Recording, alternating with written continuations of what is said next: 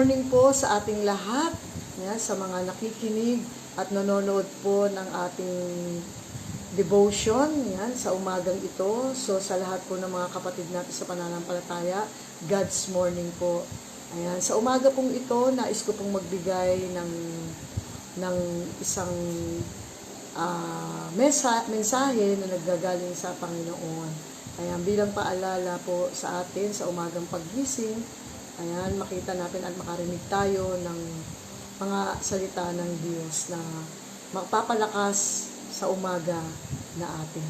Ayan, so, ang pamagat po ng aking devotion ay mahalaga ka sa Diyos. So, mahalaga po tayo sa ating Panginoon.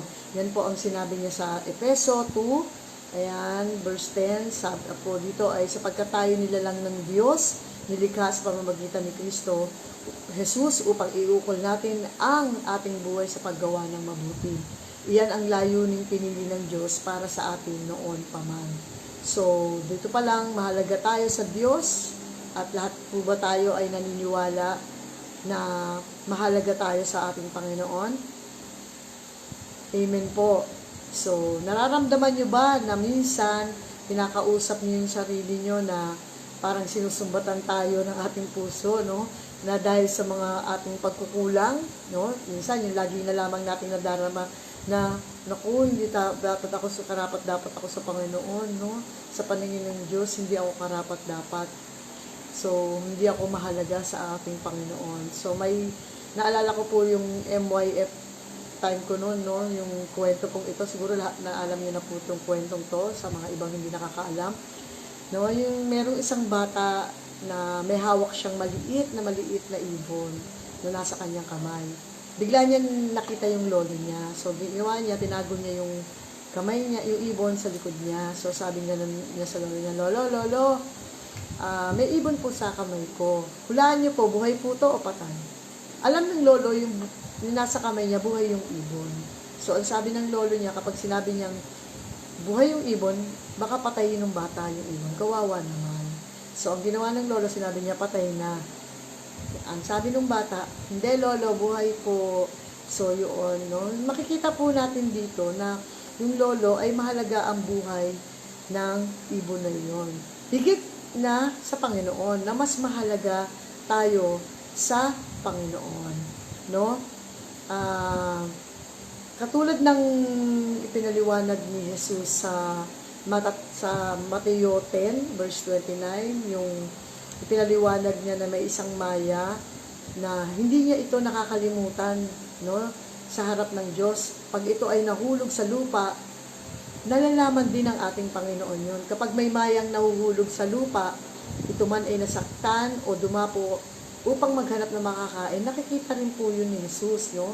Bagamat maliit at tila walang halaga ang mga ibon na ito, nilalang sila ng Panginoon at hindi niya kinakalimutan minsan ang mga ito. Sa katunayan, mahalaga sa Kanya ang mga maya sapagkat buhay na nilalang ang mga ito. Lalo na tayo na tao na nilalang ay buhay at may buhay ay mahalaga sa ating Panginoon. No? Kung iniisip natin na hindi na tayo mahal ng Diyos o wala tayong halaga sa ating Panginoon dahil sa ating mga kasalanang nagawa, ayan, so fake news po ito, no? Mahalaga ang buhay natin sa Panginoon, no? Yan ang napakasarap pakinggan, no? Na mahalaga pa ang buhay ng Panginoon dahil tayo ay Kanyang nilalang. So, ang mahalagang gawin lang natin, mga kapatid, kapag tayo po ay nagbubulimehanan, yung sa panahon na tayo nade-depress, lumapit tayo sa Panginoon, isisigaw natin sa Kanya, pagsisihan natin na yung mga kasalanan nating nagawa, no? Hindi naman ang Panginoon ay nag-neglect, no? Hindi, lalapitan niya tayo.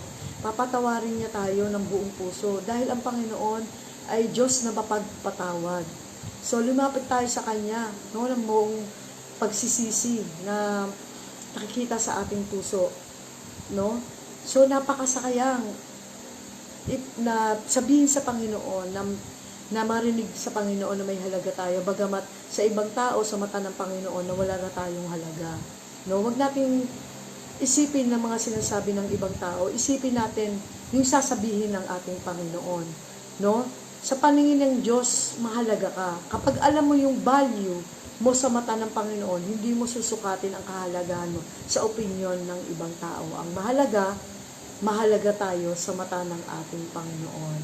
So mga kapatid, huwag po tayo susuko, mahalaga po tayo sa Panginoon, lumapit lang po tayo sa Kanya at ang Kanyang mga mensahe, mga salita ng Diyos na ating pangahawakan, mas tayo po ay titibay, lalakas ang ating pananampalataya at lalapit tayo sa ating Panginoon. Amen? Sa Diyos po ang papuri. Magandang umaga po. Good morning everyone! Isa na namang edisyon ng Morning Devotion ang ating natunghayan para sa araw na ito ng Wednesday sa pamamagitan ng ating kapatid na si Ate Sol. Salamat sa kanyang buhay. At ngayon, tayo ay dumako sa prayer time. Tayo ay manalangin. Banal at makapangyarihang Diyos, pinupuri ka namin at patuloy na pinasasalamatan sa umagang ito dahil muli mo kaming ibinangon sa aming mga higaan upang harapin ang panibagong araw ng may kagalakan sa aming mga puso. Salamat po sa iyong anak na naging instrumento ng iyong mga salita, si Ate Sol. Patuloy niyo po siyang pagpalain at ang aming napakinggan ay magsilbing kalakasan, pagkain ng aming espiritual na pangangatawan. Salamat po sa lahat ng iyong mga anak na nanunood, nakikinig sa mga oras na ito. Ano man po ang panalangin ng kanilang puso ay patuloy niyo pong ipagkaloob sa bawat isa sa kanila.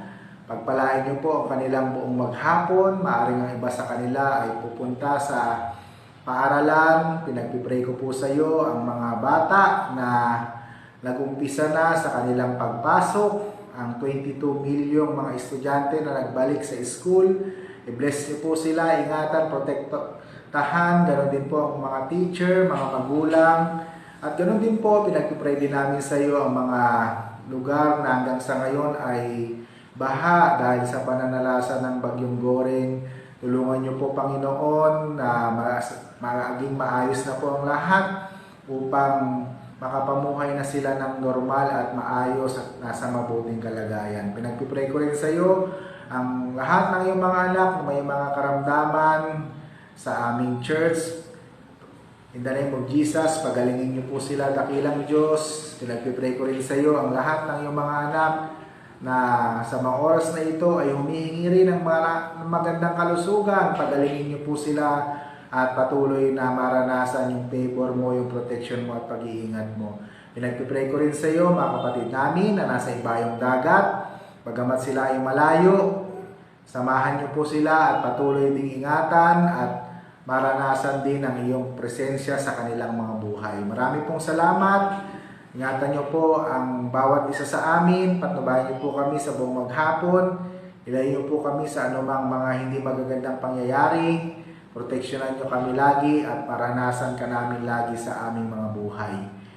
Pinagpipray ko rin sa iyo ang kabuuan ng Crossroads United Methodist Church Family at ang lahat ng mga churches na patuloy na nagkakandak ng ganitong broadcast, ang Morning Devotion. Salamat po, dakilang Diyos.